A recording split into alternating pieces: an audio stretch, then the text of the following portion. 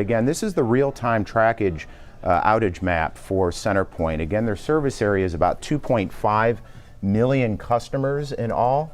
And I think we have Brad is back. Brad, can you hear me, sir? Yes, I can. Thank you. Well, we appreciate your time. So as I was saying, your crews have been out for a couple hours assessing damage. It appears that the worst areas hit are Brazoria and Galveston counties. Is that correct? And could you fill us in on the situation there? Yes, that is correct. And we're in the process of assessing the damage right now. We start about 6 a.m. this morning. Our crews are out and trying to safely investigate the amount of damage and impact that we've had. But we do ask that everybody please be patient and understand that in those areas we are getting advisories that the roads have a lot of debris. It's a lot of debris that's out on the road. We want to make sure that we can get to those areas. It may take some time to get out there. So we just want to make sure that we could do that safely, quickly, and efficiently as possible. We think of an electricity grid as a highway system, the interstates being the transmission, transmission towers, and then the substations are the off-ramps, and then the side streets ultimately get it from the substations to the homes. Where is the breakdown? Have you been able to assess what is the worst that fared from Hurricane Nicholas? Yeah, I think that's a fair comparison. We're looking at the transmission lines that feed our substations, that feed the distribution lines. It's the distribution lines is what you typically see, the overhead lines that go to the individual residents, and that's where the impact of the damage is. We feel it's minimum impact to our transmission substation, but it's a distribution event like a heavy storm. And what we observed is that with this reaching the hurricane status, it's a lot more of a wind event than what we had initially anticipated. Understood. Now, I understand on your real-time tracker map, CenterPoint is not offering any restoration estimate times, and that's the big question all customers want to know. When will my power be restored? Why don't you have estimated times on your website, sir? Yeah, and I think that's important to understand. For one, we have to go out there and actually put our eyes on the extent of the damage that we've had.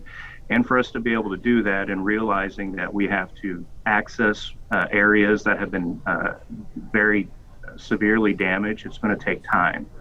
And it's going to require us to actually physically go out there and walk those circuits and look at them. We do have some helicopters that we're deploying. We have some drones that we're using, new technology that it will be very helpful for us to be more efficient with those assessments. But until we can actually get a complete idea of the impact to our system, we can't say with confidence how long that restoration process is going to be.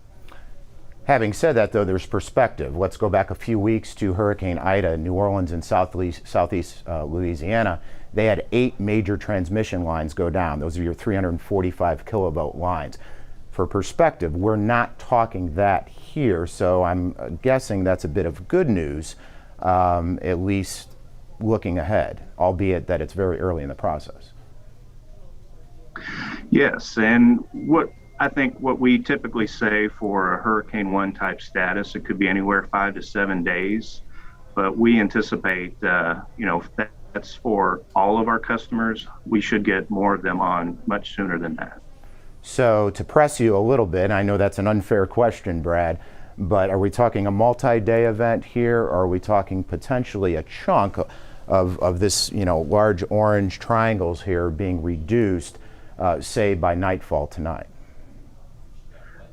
Again, without a complete assessment of how the area has been impacted, it's very difficult for me to say. We do feel that once we have an assessment in there, that we'll be able to get quite a few folks back on with power, but this will be a multi-day event. I can say that for sure. You reported yesterday that about 3,200 crews, linemen, tree trimmers, etc., were at the ready to work 16-hour shifts. You also have partnerships with surrounding companies. Talk a little bit about that mutual aid and how many boots on the ground are in place ready to begin this process. Yes, we have those 3,200 resources on site right now. They're actually deployed, beginning the preliminary work that's necessary to help get our facilities back up and running. Those are trained, skilled linemen. In fact, many of them have just come back from Hurricane Ida doing work in Louisiana. So you can understand that they are very well seasoned when it comes to the restoration effort. As far as the resources that we have, we're reaching out to our contractor network. We have 5 stations that we have our station sites for them to be able to have coordinated work effort of the linemen that will come in. And we're looking at those stations are along the southern and eastern region of our territory. So again, we're talking Galveston, Brazoria County, dipping into Matagorda County.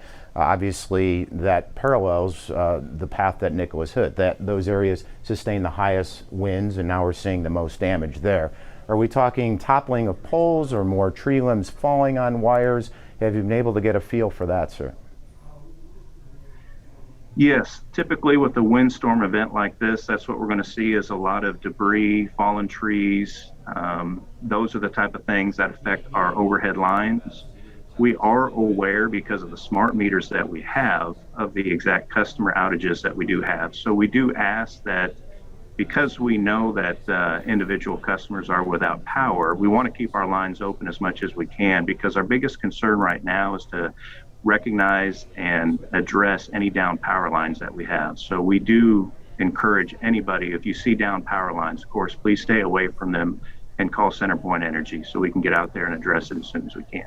And of course, the restoration process will be a priority. Obviously, you want to restore any outages to hospitals or other healthcare facilities, any water treatment plants and the like, and then talk a little bit how things are prioritized from there, sir. That is correct. And then what follows? Restoring the largest number of customers. I mean, obviously you have a spider web of lines coming in and out, and so how do you triage that when you're talking about, Yeah, so we have to go and again, with the assessment, we recognize where the down power lines are. We can cut and clear what we refer to as isolating those sections, try to get circuits back on as much as possible while we're doing the repairs for the individual sections that need to be. And so we recognize kind of like that highway system that you referenced earlier. When it leaves the substation, power goes, along similar like an extension cord. So if it's cut up in several pieces, we want to make sure we start from the substation, working our way in towards the residential piece of it. Very good. Brad Tutungian with CenterPoint Energy. We appreciate your time, sir. I hope I can check back with you in about an hour for the latest update. So Stephanie and Kimberly, that's the latest. We're talking 459,000 CenterPoint customers out of power. The hardest hit areas, Brazoria and Galveston County. Crews are out. They have been deployed, more than 3,000. But as you just heard, we potentially may be talking about a multi-day event in some places for folks to get their power back on.